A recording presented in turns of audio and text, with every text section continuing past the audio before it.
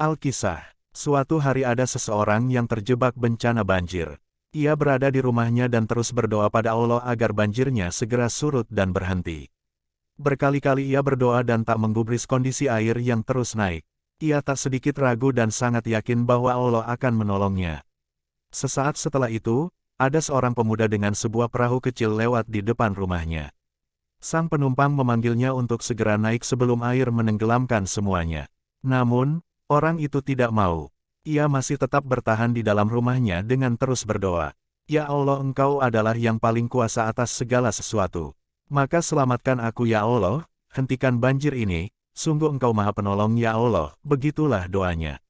Air pun semakin tinggi dan kondisi orang tersebut semakin kritis. Air sudah setinggi dadanya pada saat itu. Ada perahu kedua yang ditumpangi seorang pemuda yang melintas dan mengajaknya untuk segera naik perahu untuk menyelamatkan diri.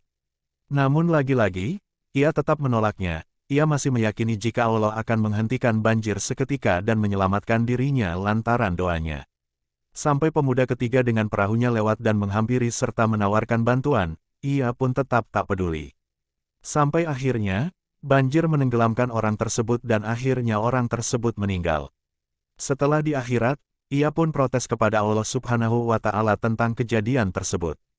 Ia meminta keadilan dari Allah kenapa ia telah berdoa dengan sungguh-sungguh namun tetap menenggelamkannya bersama banjir. Ia protes kenapa Allah tidak menyelamatkannya dan malaikat Israel tetap mengambil nyawanya walau ia telah berdoa kepada Allah.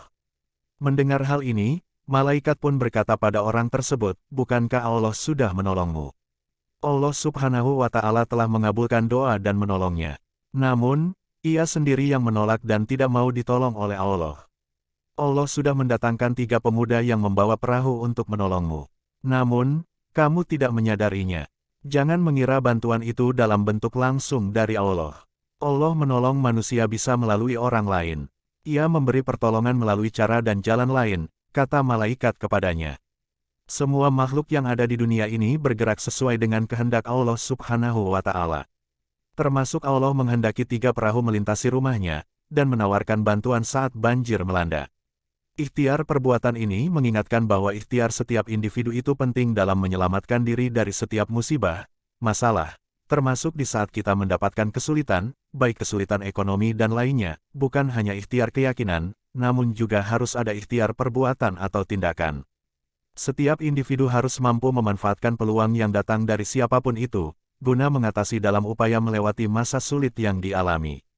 Ego dengan merasa benar dan menolak peluang dengan berbagai alasan dan hanya menunggu keajaiban tanpa tindakan atau usaha atau sikap seperti orang dalam kisah tersebut harus disingkirkan jauh-jauh.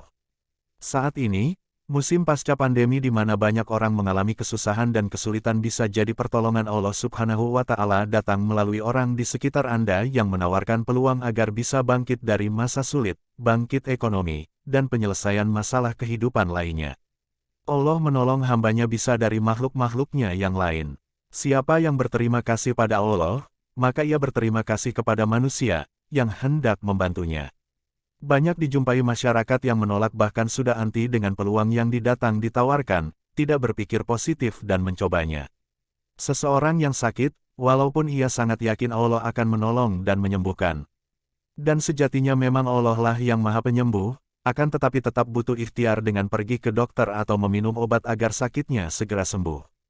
Jadi pertolongan Allah atas doa-doa kita terkadang datang dari hal yang tidak kita sangka-sangka, dan Allah bisa jadi menggerakkan dan mengutus penolong kepada kita sebagai perantara sesama makhluk. Tetaplah jaga prasangka baik. Salam sukses mulia.